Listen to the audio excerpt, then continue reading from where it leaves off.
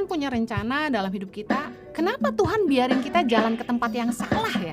Saya mau bilang gini, ketika daging kita ingin berbuat dosa, sebenarnya suara Tuhan dalam hati nurani kita tuh pasti bicara. Pasti ada, halus, pelan banget bilang jangan. Setiap roh manusia itu berasal dari Allah.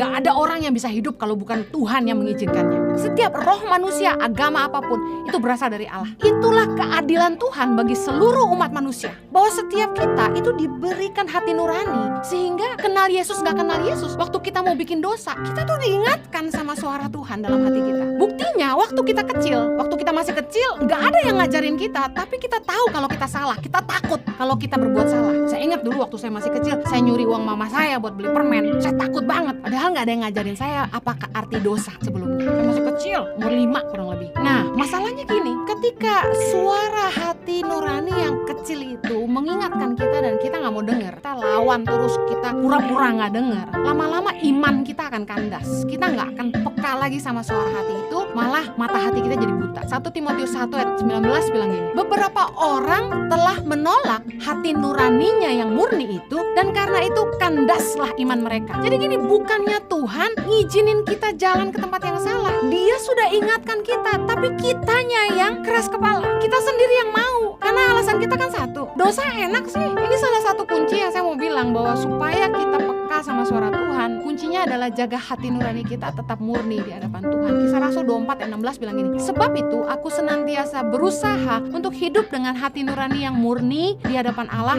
dan manusia. Saya yakin orang yang hatinya murni, Tuhan pasti menuntun setiap langkahnya. Ini udah terlanjur, saya udah hidup dalam dosa, saya udah terlanjur jatuh dalam dosa, saya mesti gimana? Saya mau bilang, sekalipun kita jatuh, Tuhan tuh gak pernah meninggalkan kita. Tuhan tuh menunggu kita kembali. Mazmur 139 ayat 7 bilang gini, Raja Daud itu pernah jatuh dalam dosa, dan dia bilang gini, kemana aku dapat pergi menjauhi rohmu? Kemana aku dapat lari dari hadapanmu? Jika aku mendaki ke langit, engkau di sana. Jika aku menaruh tempat tidurku di dunia orang mati, di situ pun engkau. Jika aku terbang dengan sayap fajar dan membuat kediaman di ujung laut, juga di sana tanganmu akan menuntun aku, dan tangan kananmu memegang aku. Saya ingat waktu saya masih SMA, setelah terima Yesus lalu saya ikut Tuhan, saya sempat jatuh dan jauh sama Tuhan. Saya sempat ninggalin Tuhan, gak ke gereja lagi, dan hidup dalam dosa. Saya pikir udah Tuhan marah sama saya, pasti Tuhan udah gak mau dengerin saya. Tapi tahukah Anda, satu hari saya lagi bersihin kamar, saya ingat banget. Zaman itu kita dengerin musik tuh pakai tip ya, sama kaset. Saya tiba-tiba lihat ada kaset puji-pujian, kemudian saya setel, kan lagi ngelap-ngelap meja, terus tiba-tiba